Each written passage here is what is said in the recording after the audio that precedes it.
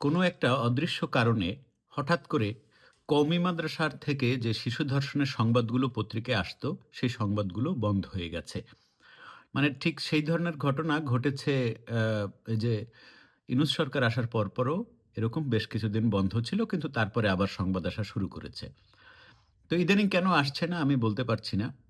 তো সিলেটের যে একটি সংবাদ আমি আ প্রকাশ করেছি, সেটি হচ্ছে গিয়ে আপনার সিলেট থেকে যে সংবাদটি আমার কাছে এসেছে সেটি হচ্ছে সুনামগঞ্জের একটি সংবাদ। তো সুনামগঞ্জের এই সংবাদটি আমাকে আবার ঢাকার পত্রিকায়, একটি গুরুত্বপূর্ণ পত্রিকায় চাকরি করেন আমার দীর্ঘদিনের সহকর্মী।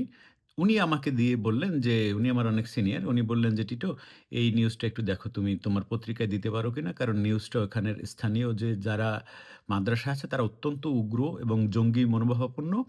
সুতরাং তুমি এই নিউজটা একটু দাও।"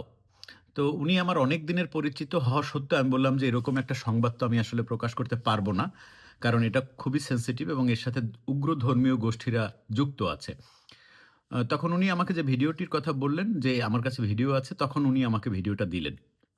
ভিডিওটা দেওয়ার পরে এখন তো এআই এর যুগ। আমি ভিডিওটা আমার পেইড এআই থেকে এটাকে আমি এআই এর যে পেইড ভার্শনটা আমি ব্যবহার করি, সেটা দিয়ে আমি এই ভিডিওটার আবার প্রমাণ বের করার চেষ্টা করলাম যে এটা আসলে কোনো কারণে কোনোভাবে আসলে এটা এআই দিয়ে বানানো ভিডিও কিনা। পরে আমি দেখলাম যে না, এটা একদম রিয়াল অথেন্টিক ভিডিও এবং কোন ক্যামেরা থেকে শুট করা হয়েছে সেই ক্যামেরার মানে মডেল নাম্বার পর্যন্ত, মানে কাছাকাছি একটা আমাকে দিয়ে দিয়েছে এআই, এবং বলেছে এটা শতভাগ সত্যি একটি ভিডিও। তো আমি কেন এই কথাগুলো বলছি সেটি হচ্ছে, উম আজকে কোনো একটা কারণে আ এই খবরগুলো আসা বন্ধ হয়ে গেছে। কিন্তু মাদ্রাসার মোল্লারা, কওমি মাদ্রাসার হুজুরেরা শিশু ধর্ষণ বন্ধ রেখেছে, এটি আমি কোনোভাবে বিশ্বাস করি না। কারণ ২০১৩ সাল থেকে আমি যখন কাজ করছি এই বিষয়টি নিয়ে, আপনারা জানেন এই বিষয়টি নিয়ে আমার ২ টি বই আছে। একটি বইয়ের নাম বিস্ফোরা, আরেকটা বইয়ের নাম হচ্ছে বিস্ফোরা প্রামাণ্যখণ্ড। যেটি আমি সকল প্রমাণ, নিউজ সহ ইত্যাদি, ইত্যাদি আমি আ নি ইয়ার ভিডিওর লিঙ্ক সহ আমি ওখানে এই বইটি প্রকাশ করার, এখনো প্রকাশ করিনি, বইটি লেখা হয়ে গেছে। তো এখন আমি আপনাদের কাছে একটা কথা বলি, সেটি হচ্ছে আমার যখন ১,০০,০০০ ফলোয়ার পূর্ণ হয়েছিল তখন আমি একটা কথা বলেছিলাম যে ১,০০,০০০ ফলোয়ার যার পূর্ণ হয়ে যায় তার অনেক দায়িত্বও বাড়ে। সে চাইলেই কোনো ভুল সংবাদ দিতে পারে না, কোনো আবেগের বশবর্তী হয়ে কোনো স্ট্যাটাস দিতে পারে না। হ্যাঁ, আমি আবেগের বশবর্তী হয়ে অনেক মতামত দিই, কিন্তু সেগুলো কোনো কিছু সম্পর্কে কোনো তথ্য না। কোনো ভুল তথ্য আমি এখন পর্যন্ত প্রকাশ করিনি, এবং যদিও কোনো তথ্যে অল্প বিস্তর গরমিল পেয়েছি, আমি সেই পোস্ট ডিলিট করে দিয়েছি। এখন আমার ২,৫০,০০০ ফলোয়ার। সুতরাং আমার দায়িত্ব ১,০০,০০০ ফলোয়ার থাকাকালীন যতটা ছিল, এখন সেই দায়িত্বটা বেড়ে আরো ২.৫ গুণ হয়েছে বলে আমি মনে করি। সুতরাং আমি আপনাদেরকে অনুরোধ করব, আপনারা বিভিন্ন সাংবাদিক যারা রয়েছেন, বিশেষ করে হচ্ছে গিয়ে স্থানীয় পর্যায়ের সাংবাদিক, তা অনেকেই, সবাই আমার ভিডিও দেখে এটা না।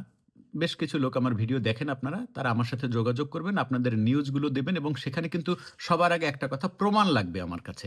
প্রমাণ লাগবে, আর আপনি প্রমাণ লাগবে মানে যদি একটি শিশুকে ধর্ষণ করছে, সেই ভিডিও তো আর আপনি আমাকে দিতে পারবেন না। আ আপনারা যেটা করবেন সেটি হচ্ছে ওই শিশুর বক্তব্য, শিশুর অভিভাবকদের বক্তব্য, এবং যদি পারেন তাইলে যেই থানায় এটি নিয়ে মামলা হয়েছে, সেই মামলার যে পুলিশ, সেই পুলিশের বক্তব্যটি একটু আমাকে দেবেন। আপনার নাম, চেহারা, ছবি কোনো কিছুই কখনোই প্রকাশ করা হবে না। কারণ এটি হচ্ছে সাংবাদিকতার একটি প্রফেশনাল এথিক, যে এথিকটি আমি সবসময় মেইনটেইন করি। যারা আমাকে এই সংবাদগুলো দেবেন, আমি তাদের নাম, ঠিকানা, পরিচয় কখনোই প্রকাশ করব না। সুতরাং আপনারা কোনোভাবে ভয় পাবেন না। আমার ফেসবুকে যদি এই সংক্রান্ত কোনো সংবাদ আপনারা দেন, আপনারা নিশ্চিত থাকেন আপনাদের আ গোপনীয়তা শতভাগ নিশ্চিত করব আমি, সাইফুল বাতেন টিটু, এ ব্যাপারে, এবং আমাকে রিচ করা ওদের ১৪ গোষ্ঠীর মানে কোনো ক্ষমতা নাই। আর আমার ধরেন এই অমুক করবে, তমুক করবে, এইসব নিয়ে আমি কোনো কিছুতে কোনো ভয় পাই না। ভয় পাইলে আমি বাংলার মাটিতে থেকে আমি ওদের এগেইনস্ট এ বই লিখতে পারতাম না। ওদের এগেইনস্ট এ সংবাদ সম্মেলন ১ম আমি করেছি বাংলাদেশে, আর কেউ করতে পারেনি। শাহবাগে আমরাই ১ম দাঁড়িয়েছি।